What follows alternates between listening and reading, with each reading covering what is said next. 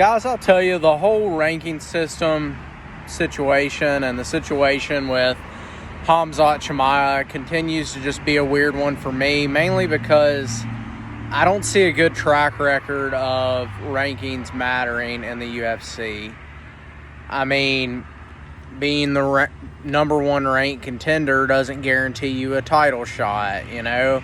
Being the number 5 ranked contender doesn't rule you out of a title shot. I mean, Khabib Nurmagomedov fought for the vacant title against L.A. La Quinta when he was ranked, I want to say 11th in the world. Matt Serra beat GSP for the welterweight title the first time they fought. I can't even remember what he's ranked, what he was ranked, but it was irrelevant. He was just, he went through the tournament that was the Ultimate Fighter. He got the opportunity, and he went out there and did it. Chael Sonnen was coming off a loss, and he fought John Jones for the world title. Yoel Romero, here recently, coming off a loss, fought Izzy for the world title. And, I guess it's the prestige around these rankings, and it has something to do with guys that have a number beside their name. They feel like they've earned something, because some reporter said they were better than, however other many people. So now they're ranked fucking 12th or 4th. And guys are afraid to lose their ranking. They're ducking Khamzat Chimaev. And the thing about it is, guys, is he's going nowhere. Dana has a lot of stock in him. DC just met this young kid, has watched him fight 2 times and is singing his praises. He's fucking sitting beside Dana White he was sitting beside him at the Ortega fight last weekend. This kid's here to annihilate. He's young, he's athletic, he's a great fighter, and he's not going anywhere. So I think the longer this situation gets stretched out of guys, avoiding the fight with him, I think the sillier they look, and, it's kind of taken away from some of their prestige anyway. And the thing about it is, this kid's not going anywhere. The whole train behind him, his whole gimmick is the fact of, I fight 2 different weight classes, that's unique. I'll fight on any day's notice, that's unique. I'll fight any one. He tweeted the other day, hell, Dana, let me fight 3 dudes in one night. I mean, this man is living out, I don't know if you guys knew this or not, but he's living out of a hotel in Abu Dhabi right now. I think he goes back and forth from, I think he's in Abu Dhabi, and he's walking to training every day. I guess no car. He's just fucking chilling in Abu Dhabi. And he's just ready for a fucking fight, man, He'll fight next week. He'll fight next month, whenever. And he's just kind of, he's kind of making 2 divisions of killers look silly right now.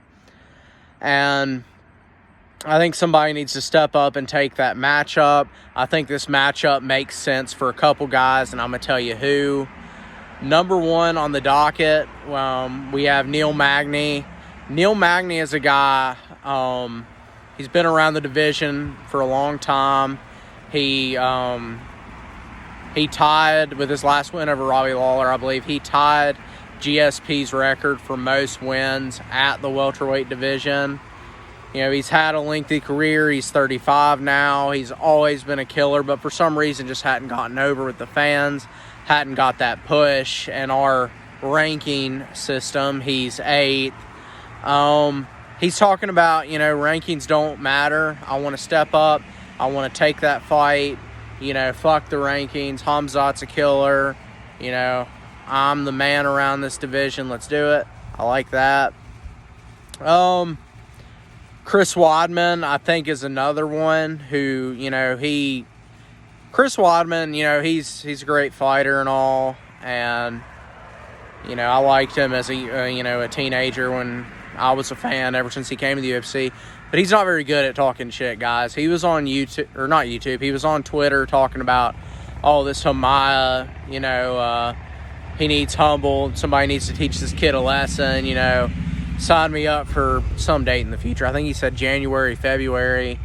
And Khamzat replies, like, you know, you're a fighter, you're a professional. Why do you need all this time? I'm ready all the time. You should be ready all the time. Let's do this fight. Weidman doesn't have a rebuttal for this kid. And, you know, he's sitting there just kind of looking like a fool now. Like, he just kind of got shut up over social media. And, you know, and add him to the list of guys that, you know, are seemingly avoiding Khamzat Chimaev. Next we have Leon Edwards. You know, man hadn't lost a fight in 4 years, hasn't fought in well, it's been a year and some change. I looked it up earlier today because I saw some troll comments about him on another video, and he hadn't fought since June of 19, so a year and some change. He was offered the Khamzat Chimaev fight, turned it down for, you know, I guess he just didn't figure he had anything to gain and didn't think he could beat the kid. But, you know, I said this in a video before, you know, he's somebody that's not going to get a title shot right now. And, you know, who else is he going to fight? Like, you're going to fight, you know, the Wonder Boy fight fell through. Like, are you going to fight fucking Donald Cerrone? Or are you going to fight Robbie Lawler? Like, if you're going to have a non-title fight, I mean, fight the hype train, dude. I mean, Leon, you've been crying about not being able to get a fight for so long. You know, this young guy, like it or not, he's here to stay. He has all the draw behind him. He has all the hype behind him. He's transitioning slowly into being one of the biggest stars in the UFC. Fucking fight the hype train, dude. And another guy that I'd like to see, you know, that I'd like to see Khamzat fight potentially is a guy that nobody's mentioned. Is a guy that's a Division II All-American wrestler. Is a guy that, you know, calls Wilmington, North Carolina his hometown. I'm talking about none other than Derek Brunson. You know, he's been around the division for a while now at middleweight. I've named welterweight, so, well, no. Chris Weidman's a middleweight fight for him, and Derek Brunson's also a middleweight fight for him. Guys, Derek Brunson, you know, we want to talk about ranking this and ranking that. You know, he's ranked 7th in the world right now.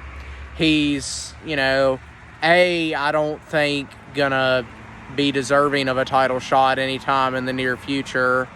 B, he was destroyed by Israel Adesanya.